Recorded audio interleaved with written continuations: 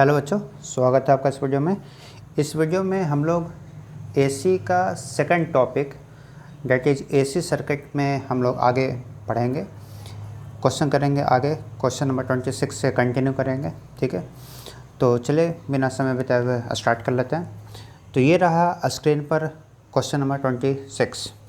इसमें क्या बोला गया है कि एक LCR सर्किट है और उस LCR सर्किट को बना के दिखा रखा है और पूछा गया है कि बताइए कि RMS वैल्यू क्या होगा, उस पोटेंशियल डिफरेंस जो होगा RMS वैल्यू उसका एक्रॉस कैपेसिटर निकालना है, ठीक है। चलिए निकालते हैं इसको।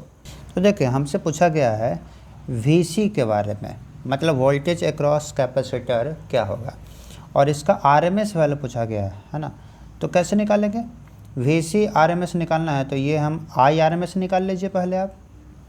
इस सर्किट में करंट फ्लो करेगा तो इसमें जो फ्लो करेगा RMS करंट, अगर हम वो निकाल ले तो अगर ये निकल गया तो फिर उसके बाद किसी के क्रॉस निकालना हो तो उस करंट RMS करंट से उसके रेजिस्टेंस से गुना कर लेंगे, उसके क्रॉस RMS वोल्टेज मिल जाएगा। तो हमसे कैपेसिटर के क्रॉस RMS वोल्टेज पूछा है तो करंट RMS को गुना कर देना है उस कैपेसिटर का जो कैपेसिटिव रिएक्टेंस है यानी कि XC, उससे गुना कर लेंगे। चलिए ठीक है। तो IRMS इंटू XC, तो ये हो गया हमारा फार्मूला, ठीक है ना, इंटू XC। अच्छा, अब बताइए कि IRMS कैसे निकालते हैं। तो देखिए IRMS अगर निकालना है तो IRMS निकालने का क्या तरीका होता है किसी LCR सर्किट में, जस्ट अप्लाई करेंगे ओम्स लॉ। ओम्स लॉ क्या होता है, टोटल जो वैल्यू है ना, टोटल वैल्यू बोले तो यहाँ पर हम RMS वोल्टेज की बात करेंगे जो सप्लाई दिया जा रहा है। तो RMS वोल्टेज अपॉन Z बोले तो इम्पिडेंस, तो ये रेशियो निकालेंगे तो हमारा क्या मिल जाएगा, RMS करंट, ठीक है। अब बताइए जो आपको वोल्टेज क्वेश्चन में दे रखा है ये, इसमें 50√2 ये हो गया पीक वैल्यू। तो पीक वैल्यू को अगर हम √2 से डिवाइड कर लेंगे तो हमें क्या मिल जाएगा, RMS वोल्टेज।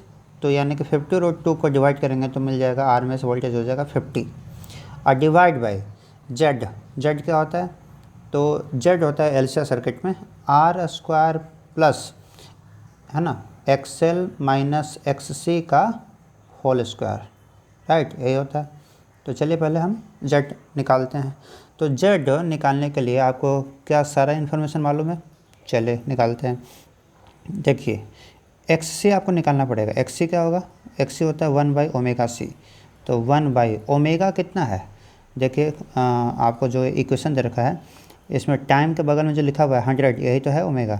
तो 100 हो गया ओमेगा इंटू C का वैल्यू दे रखा है आपको 20 माइक्रोफैरड, मतलब 20 और माइक्रो है मतलब 10⁻⁻⁶, ये फैरड हो गया, ठीक है। तो अगर इसको हम सिंप्लीफाई कर लेते हैं तो कितना आ जाएगा, तो 3 0 नीचे और -6 कितना हो जाएगा, 3 0 ऊपर चला जाएगा, डिवाइड बाई 2, मतलब कि ये हो जाएगा हमारा 500। तो 500 ओम आ गया XC, ठीक है, कैपेसिटिव रिएक्टेंस। अब चलिए निकालते हैं XL कितना आएगा। तो XL होता है क्या, ये होता है ओमेगा इंटू L। तो ओमेगा तो उतना ही है 100 और L कितना दे रखा है, L का वैल्यू देखिए यहाँ पर दे रखा है 1 हेनरी। तो इंटू 1 कर लेंगे मतलब कि हमारा यहाँ से इंडक्टिव रिएक्टेंस आ गया 100 ओम, ठीक है। अच्छा, और R तो हमें नहीं रखा है, R का वैल्यू है 300 ओम। तो अगर हम Z निकालें तो Z का वैल्यू क्या हो जाएगा, √R² प्लस, है ना, उन दोनों के डिफरेंस का स्क्वायर, ठीक है ना। तो बताइए कितना आ जाएगा, ये हो जाएगा R² बोले तो 300 का स्क्वायर, है ना, 300 का स्क्वायर R का वैल्यू दे रखा है, और प्लस XL माइनस XC करिएगा, दोनों का डिफरेंस कितना है, ये देखिए 500 है और ये 100 है। तो 500 में से 100 चला गया, कितना होगा 400, तो 400 का स्क्वायर, तो ये कितना आ जाएगा, स्क्वायर रूट 500 आ जाएगा, है ना। तो 500 ओम हो गया इम्पीडेंस ऑफ सर्किट, मतलब टोटल रेजिस्टेंस सर्किट का। अब इम्पीडेंस निकल गया तो हम IRMS तो निकाल ही सकते हैं, कितना हो जाएगा IRMS, तो ये हो जाएगा VRMS बाई उतना। तो VRMS हो गया 50 और डिवाइड बाई Z हो गया हमारा 500। तो ये हो जाएगा हमारा करंट का वैल्यू 1/10 एम्पियर। तो RMS करंट का वैल्यू सर्किट में आएगा 1/10 एम्पियर, ठीक है, यानी कि 0.1, ठीक है। अब ये बताइए कि हमें निकालना था क्या, हमें निकालना था वोल्टेज एक्रॉस कैपेसिटर, उसका आरएमएस वैल्यू। तो ये हो जाएगा I R M S into वो उसके अक्रॉस जो रेजिस्टेंस था एक्रॉस कैपेसिटर, तो कर लेंगे। तो आई आर एम एस हो गया 0.1 और इंटू एक्स से कितना निकाले थे अभी हम 500, तो इसको 500 से गुना कर लेंगे तो हमारा आ जाएगा 50 वोल्ट। तो R M S voltage across capacitor कितना आ जाएगा हमारा 50 वोल्ट। तो हमारा यहाँ पर इसका आंसर फिल कितना हो जाएगा, फिल करना था तो आंसर हो जाएगा 50। ठीक है, तो ये था हमारा क्वेश्चन नंबर 26। अब चलते हैं अगले सवाल पे, क्वेश्चन नंबर 27 पे, जो वो भी 2024 में ही पूछा गया है। चलिए देखते हैं। अब देखा, ये रहा क्वेश्चन नंबर 27 आपका स्क्रीन पर। इस क्वेश्चन बोला गया कि एक एलसीआर सर्किट है और इस एलसीआर सर्किट को एक एसी सिग्नल सप्लाई किया गया। उसका आरएमएस वैल्यू दे रखा है 200 वोल्ट और फ्रीक्वेंसी दे रखा है 50 हर्ट्ज। ठीक है, अच्छा अब आगे बोला है कि इंडक्टर के अक्रॉस जो वोल्टेज है वो अगर इतना है तो पूछा गया है कि बताइए सर्किट में करंट कितना होगा। तो इस एलसीआर में से किसी भी एक एलिमेंट के अक्रॉस हमें क्या मिल गया, वोल्टेज मिल गया। तो उसके रेजिस्टेंस से डिवाइड करके हम क्या निकाल सकते हैं, करंट निकाल सकते हैं। तो चलिए वही काम करना है यहाँ पर। तो हमें वोल्टेज अक्रॉस इंडक्टर वीएल का वैल्यू दे रखा है 31.4। ये कौन सा वैल्यू है, आरएमएस वैल्यू। ठीक है, तो यहाँ से हम क्या करेंगे, यहाँ से हम निकालेंगे एक्सएल, और एक्सएल अगर मालूम चल गया तो वी एल अपॉन एक्सएल क्या हो जाएगा, ये हो जाएगा आरएमएस करंट, राइट। तो एक्सएल निकालते हैं। चलिए, एक्सएल होता है ओमेगा इंटू एल। तो बताइए ओमेगा है क्या मालूम, नहीं ओमेगा नहीं दे रखा है, हाँ लेकिन फ्रीक्वेंसी दे रखा है। देखिए 50 हर्ट्ज, तो क्या ओमेगा का फ्रीक्वेंसी में क्या लिखेंगे 2πf इंटू एल। अब बताइए एफ़ का वैल्यू तो दे रखा है कितना 50, तो इंटू 50 कर लेंगे, और इंटू एल का वैल्यू दे रखा है आपको 10 मिली हेनरी, तो 10 इंटू 10 का पावर -3 हो जाएगा। ठीक है ना, तो ये हो गया हमारा एक्सएल। मतलब इसको सिंप्लीफाई करते हैं तो ये हो जाएगा 500, 500 दूने 2, 1000, ये कैंसिल हो गया, मतलब पाई बचेगा। ठीक है, तो पाई हो गया हमारा। तो देखिए पाई का मतलब 3.14 है ना। अब देखिए वी मालूम है, करंट ये रेजिस्टेंस भी मालूम चल गया इतना ओम। तो अब हमें निकालना है करंट। तो आई आर एम एस जो करंट हो जाएगा वो हो जाएगा V R M S upon XL. तो वी आर एम एस आपको मालूम है 31.4 डिवाइड बाय 3.14, तो ये 10 बार में कैंसिल हो जाएगा, मतलब 10 एम्पियर हमारा आर एम एस करेंट हो जाएगा सर्किट में। अगर कुछ भी ना बोले कि कौन सा करंट पिक वैल्यू की है ना, किसी पर्टिकुलर टाइम पे वैल्यू या फिर आर एम एस करंट कौन सा वैल्यू, तो आप आर एम एस से ही निकालिएगा। ठीक है ना। चलो, तो ये रहा हमारा दूसरा 27 नंबर क्वेश्चन का आंसर 10 एम्पियर। ठीक है, अब चलते हैं अगले क्वेश्चन की तरफ, क्वेश्चन नंबर 28। देखिए इस क्वेश्चन में बोला गया है कि एक एसी सर्किट है और इस एसी सर्किट में जो हमारा करंट है इंस्टेंटेनियस करंट वो 0 होता है जब इंस्टेंटेनियस वोल्टेज मैक्सिमम होता है। मतलब करंट मिनिमम है तो उस वक्त वोल्टेज मैक्सिमम है। तो बताइए एक मिनिमम है दूसरा मैक्सिमम है, तो इसका मतलब क्या, इसका मतलब दोनों के बीच में फेज डिफरेंस कितने का है, π/2 का है। ठीक है, तो करंट और वोल्टेज यानी कि I और V के बीच में फेज डिफरेंस हमें मालूम चल चुका है कितना, π/2 है। ठीक है, क्या पूछा इसने पूछा इन दिस केस सोर्स किससे कनेक्टेड हो सकता है, मतलब सर्किट के बारे में पूछा गया है, सोर्स किस सर्किट से कनेक्टेड है। तो क्या ये प्योर इंडक्टर हो सकता है, हाँ हो सकता है। क्यों, क्योंकि इंडक्टर में क्या होता है, पोटेंशियल जो है करंट से 90 डिग्री लीड करता है, तो 90 डिग्री फेज डिफरेंस है, मतलब ये ऑप्शन ए हो सकता है। दूसरा प्योर कैपेसिटर हो सकता है, बिल्कुल हो सकता है। क्यों, इसमें क्या होता है, इसमें हमारा करंट लीड करता है वोल्टेज से कितने से, 90 डिग्री से। ठीक है ना, तो ये हो जाएगा हमारा ऑप्शन नंबर बी भी सही है। प्योर रजिस्टर नहीं, ये सही नहीं है, क्योंकि प्योर रजिस्टर में दोनों सेम फेज में होते हैं, फेज डिफरेंस 0 होता है, तो ये तो हमारा सी ऑप्शन नहीं होगा। दूसरा कॉम्बिनेशन ऑफ इंडक्टर और कैपेसिटर, हाँ ये भी हो जाएगा। क्यों, क्योंकि देखिए ऊपर में आ जाएगा क्या VL, नीचे में आ जाएगा VC है ना, और यहाँ पर आ जाएगा I। तो यहाँ पर VL और VC का जो डिफरेंस आएगा वो इस Y एक्सिस के लाइन के अलॉन्ग ही रहेगा ना, और करंट हमारा X के अलॉन्ग है, तो फिर भी एक फेज डिफरेंस रहेगा 90 का। तो ऑप्शन नंबर डी भी हमारा सही हो जाएगा। तो A, B और D ये देखिए कौन सा ऑप्शन है, ऑप्शन नंबर डी। तो ये हो जाएगा इसका आंसर नंबर डी, जब हमारा करंट और वोल्टेज का बीच में फेज डिफरेंस कितना हो, π/2 का। तो डायरेक्टली नहीं बोला कि π/2 का फेज डिफरेंस किस सर्किट में है, इसने बोला कि एक मिनिमम है तो दूसरा उस वक्त मैक्सिमम हो रहा है ना, तो इसका मतलब कि फेज डिफरेंस π/2 का है। ठीक है, चलिए आगे चलते हैं क्वेश्चन नंबर 29 पर।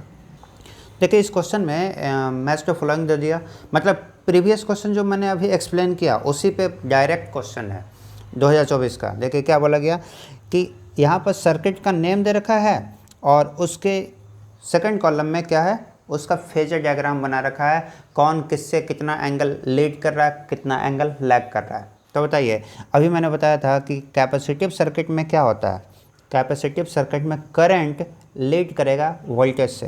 तो मतलब ऑप्शन ए आपको दिख रहा है कि यहाँ पर करंट जो है वो वोल्टेज से कितना एंगल आगे है, 90 डिग्री आगे है, मतलब करंट लीड कर रहा है। तो पहले का ए क्या हो जाएगा, कौन सा, फर्स्ट वन। ठीक है, अच्छा दूसरा इंडक्टिव सर्किट है। तो इंडक्टिव सर्किट में बताइए क्या होता है, इंडक्टिव सर्किट में हमारा जो वोल्टेज है वो लीड करता है किससे, करंट से, है ना। आप इसको याद भी रख सकते हैं आईपीएल से। ठीक है, तो ये लीड कर रहा है, मतलब बी का हो जाएगा फोर्थ ऑप्शन। ठीक है, तीसरा LCR circuit as at resonance. अच्छा ये बताइए, एलसीआर सर्किट है और रेजोनेंस कंडीशन है, मतलब रेजोनेंस कंडीशन बोलते हैं जब हमारा XC बराबर XL हो जाता है, मतलब कि उस वक्त जो हमारा Z है इम्पीडेंस वो मिनिमम होता है और वो रेजिस्टेंस R के बराबर होता है। मतलब एलसीआर सर्किट जो है ना एट रेजोनेंस कंडीशन पे रेजिस्टिव सर्किट की तरह ही बिहेव करता है। मतलब एलसीआर सर्किट एट रेजोनेंस कहने का मतलब रेजिस्टिव सर्किट, और हमें मालूम है रेजिस्टिव सर्किट में दोनों सेम फेज में होते हैं करंट और वोल्टेज। तो सी का कौन सा हो जाएगा, दूसरा। तो सी का हो जाएगा यहाँ पर दूसरा। बचा हुआ आप लगा सकते हो डी का, नहीं तो आप देख लीजिए। बोला गया एलसीआर सीरीज सर्किट है तो इसमें क्या होगा, तो ऑप्शन नंबर 3 आप देख सकते हैं। ऑप्शन नंबर 3 में क्या है कि वोल्टेज जो है करंट से लीड तो कर रहा है लेकिन एक्यूट एंगल से कर रहा है, तो यहाँ पर एलसीआर सर्किट है। और अगर ये आपसे पूछ लेता है इसमें कि बताइए इसमें इंडक्टिव डोमिनेट कर रहा है या कैपेसिटिव, तो यहाँ पर वोल्टेज डोमिनेटिंग है ना, इसका मतलब इंडक्टिव ज़्यादा है, मतलब एक्सेल का वैल्यू ज़्यादा है ना। तो डी का ऑप्शन नंबर 3, ऐसा कुछ ज़्यादा पूछा नहीं है, बहुत ही सिंपल क्वेश्चन है। तो इस सवाल का हमारा आंसर हो जाएगा ये, मैच ऑफलाइन करना था, ऑप्शन सेलेक्ट करना था, तो ये हो जाएगा हमारा आंसर। ठीक है, बहुत आसान था, डायरेक्ट क्वेश्चन आया था फेज डिफरेंस पे। चलिए अब चलते हैं अगले क्वेश्चन की तरफ। देखिए इस क्वेश्चन नंबर 30 में क्या बोला गया है कि एक एलसीआर सर्किट है और इस सर्किट में जो हमारा कैपेसिटेंस है इसको चेंज किया गया। कैसे, सी से बढ़ा करके 4C कर जाएगा, मतलब कैपेसिटेंस का वैल्यू हम बढ़ा रहे हैं, सी से कितना हो गया 4C, 4 गुना बढ़ गया। तो बोला गया है कि रेजोनेंस फ्रीक्वेंसी जो है ना, उसको अगर हमें अनचेंज रखना है, मतलब रेजोनेंस फ्रीक्वेंसी में चेंज नहीं है ना। अब रेजोनेंस फ्रीक्वेंसी क्या होता है, देखिए रेजोनेंस फ्रीक्वेंसी जो होता है ω0, ये होता है 1/√LC, ये होता है। तो अब ये बताइए कि ये जो फ्रीक्वेंसी हमारा ω0 है ये चेंज कब नहीं करेगा, ये चेंज करता है कब, जब या तो L चेंज करेगा या फिर C चेंज करेगा। तो यहाँ पर हमने देखा कि C चेंज कर रहा है तो ओमेगा चेंज करना चाहिए, लेकिन ऐसे ने बोला कि L कितना चेंज करे ताकि हमारा ये ओमेगा चेंज ही ना करे। तो इसका मतलब जितना ही गुना ये बढ़ा है उतना ही गुना ये घट जाए L, तो दोनों का जो प्रोडक्ट है वो सेम रहेगा। तो मतलब कि अगर ये 4 गुना बढ़ा है तो हमारा जो इंडक्टर होना चाहिए वो 4 गुना कम हो जाना चाहिए। मतलब पहले L था तो अब कितना हो जाएगा, L/4 हो जाएगा फाइनल वैल्यू। अब देखिए ऑप्शन में जो है ना थोड़ा सा ये नहीं बोला है कि फाइनल कितना हो जाएगा, फाइनल के बारे में नहीं पूछा कि फाइनल L/4 हो जाएगा, ये क्या होगा। इसने पूछा कितना रेड्यूस हुआ है ना। बाई का मतलब क्या होता है, रेड्यूस कितने से हुआ है, कितना हो गया है, इसके बारे में नहीं बताया गया। तो बताइए पहले L था और अब L/4 हो गया तो कितना रेड्यूस हुआ, तो डिफरेंस हो जाएगा L - L/4, that means 3L/4।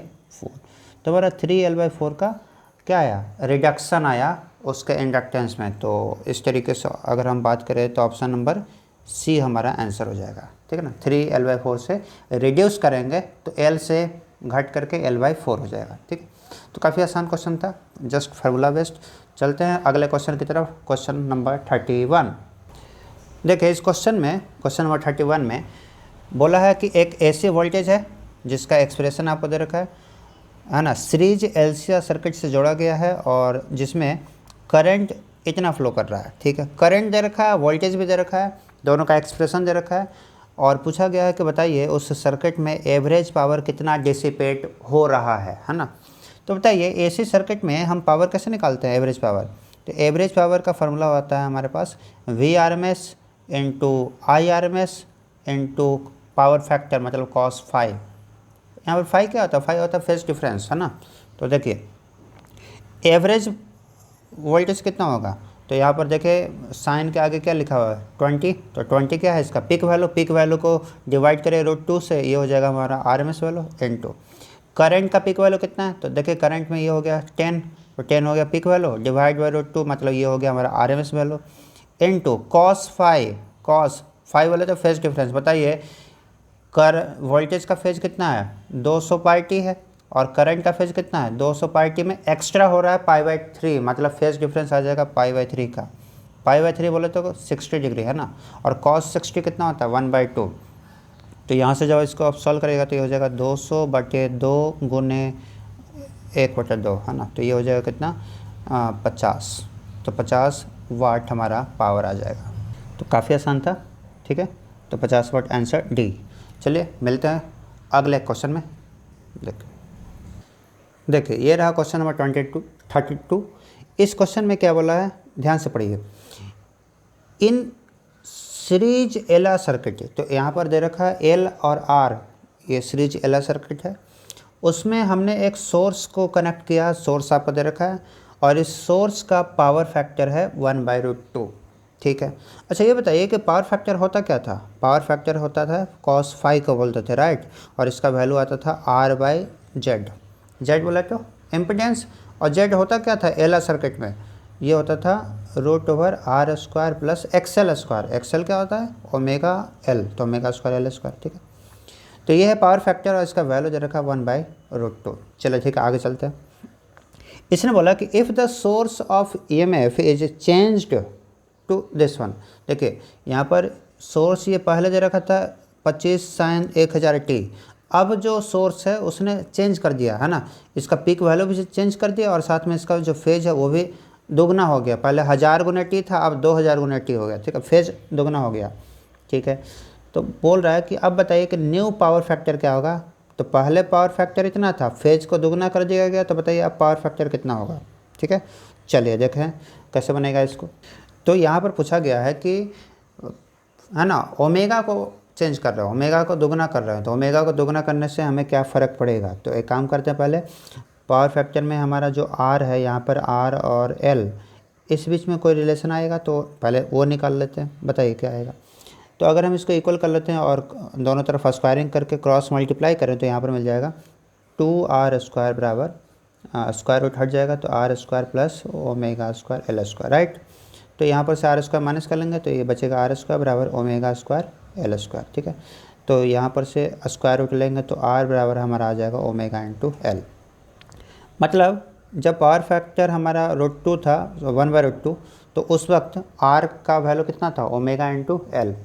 ठीक है, अब सोर्स अगर आप चेंज कर रहे हो तो सोर्स चेंज करने से थोड़े ना R चेंज करेगा, R तो चेंज नहीं करेगा। ठीक है ना, अब देखिए बाद में पावर फैक्टर कितना होगा, तो बाद में मान लेते हैं φ' हो गया, तो cos φ' बराबर क्या हो जाएगा बताइए। cos φ' हमारा हो जाएगा R तो वही है ना, Z बदल जाएगा क्योंकि फ्रीक्वेंसी बदला है। किसका रेजिस्टेंस चेंज करेगा, अगर हम सोर्स को चेंज किए तो रजिस्टर तो वही रहेगा, बस XL का वैल्यू चेंज करेगा क्योंकि ओमेगा चेंज कर रहा है ना।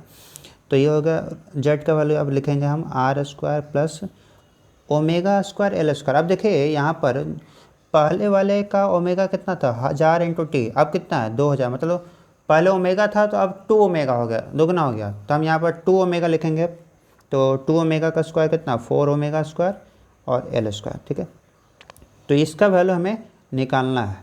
तो बताइए ये थोड़ा सिंप्लीफाई करते हैं, R/√R² प्लस ये बताइए, हमने अभी अभी ऊपर में निकाला था कि आर का वैल्यू कितना है, ओमेगा एल, तो ये ओमेगा स्क्वायर एल स्क्वायर को क्या लिख सकते हैं, आर स्क्वायर, तो ये हो गया 4r², तो ये हो जाएगा r by root over 5r square, तो आर स्क्वायर से ये आर ये कैंसिल हो जाएगा, रूट में है तो बचेगा हमारा 1/√5। तो ये जो हमारा दूसरा फाइनल जो पावर फैक्टर हमें निकालना था उसका वैल्यू आ गया 1/√5।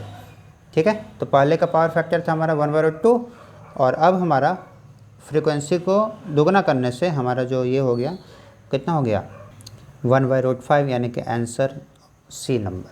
ठीक है, तो ये हमारा एला सर्किट से क्वेश्चन था। ठीक है, चलिए अब चलते हैं अगला क्वेश्चन की तरफ, लास्ट क्वेश्चन। देखिए ये रहा स्क्रीन पे क्वेश्चन, क्वेश्चन नंबर 33। इसमें क्या बोला गया कि एक एलसीआर सर्किट है, उसमें इंडक्टेंस दे रखा है, कैपेसिटेंस दे रखा है और रेजिस्टेंस का वैल्यू भी दे रखा है। ठीक है, इसको जोड़ दिया गया एक सोर्स से जिसका आरएमएस वोल्टेज दे रखा है 220 और फ्रीक्वेंसी दे रखा है 50 हर्ट्ज। पूछा गया है पावर फैक्टर क्या होगा। ठीक है, तो बताइए पावर फैक्टर कैसे निकालते हैं, cos फाई होता है, लेकिन हमें यहाँ पर फेज डिफरेंस तो मालूम नहीं है, तो ये वाला हम नहीं अप्लाई कर सकते हैं। तो cos फाई का वैल्यू क्या होता है, R/Z, यही होता है ना। तो हम अगर R तो दे रखा है, हम अगर Z निकाल लें तो R/Z करके क्या निकाल लेंगे हम, पावर फैक्टर। तो चलिए निकालते हैं। बताइए Z निकालने के लिए हमें क्या क्या काम आएगा, हमें काम आएगा XL का वैल्यू और XC का वैल्यू। तो पहले उन दोनों को निकाल लेते हैं, राइट। तो XL क्या होता है, XL होता है L इंटू ओमेगा। तो L कितना दे रखा है, L है 100/π। ध्यान दीजिएगा ये मिली हेनरी में है, मतलब 10⁻³ करेंगे। अच्छा, तो ये हो गया हमारा, इसका वैल्यू कितना आ जाएगा 1/10π आ जाएगा। 1 सेकंड, ये तो L का वैल्यू है ना, तो अगर L का वैल्यू हुआ तो हमें ओमेगा से भी गुना करना पड़ेगा। अच्छा, तो इनटू ओमेगा, बताइए ओमेगा क्या हो, ओमेगा तो यहाँ दे नहीं रखा है, फ्रीक्वेंसी दे रखा है।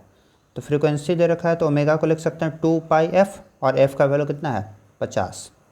ठीक है, तो अगर हम इसको गुना कर ले तो कितना आ जाएगा, 2 0 यहाँ, 1 0 यहाँ, 3 0, ये कैंसिल हो गया, पाई से ये पाई भी कैंसिल हो गया, मतलब ये 5 दूनी 10, तो 10 ओम आ जाएगा हमारा XL का वैल्यू।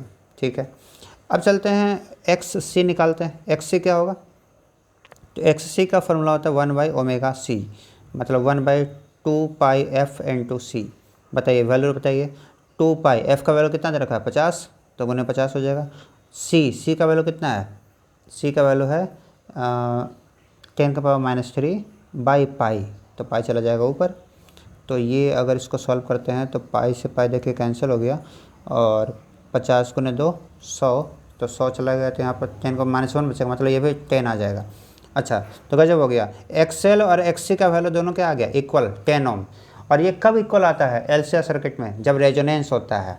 ठीक है, और जब रेजोनेंस होगा तो बताइए यहाँ पर Z क्या होगा, Z मिनिमम, तो Z हो जाएगा R के बराबर, है ना। तो देखिए Z का वैल्यू अगर R के बराबर हो गया तो ये जो हमारा पावर फैक्टर है R/Z, ये कितना हो जाएगा R/R, यानी कि 1। तो यहाँ पर हमारा जो पावर फैक्टर होगा वो उसका वैल्यू हो जाएगा 1। तो यहाँ पर हमें फिलअप करना था, तो आंसर हो जाएगा 1। तो ये था हमारा टॉपिक, सेकंड टॉपिक का 2024 का previous year question AC chapter का, और इतना ही था 2024 में, इतना ही पूछा गया था इस सेकंड टॉपिक से। अगले वीडियो में हम लोग टॉपिक नंबर 3 को देखेंगे, है ना। तो चलिए मिलते हैं अगले लेक्चर में, धन्यवाद।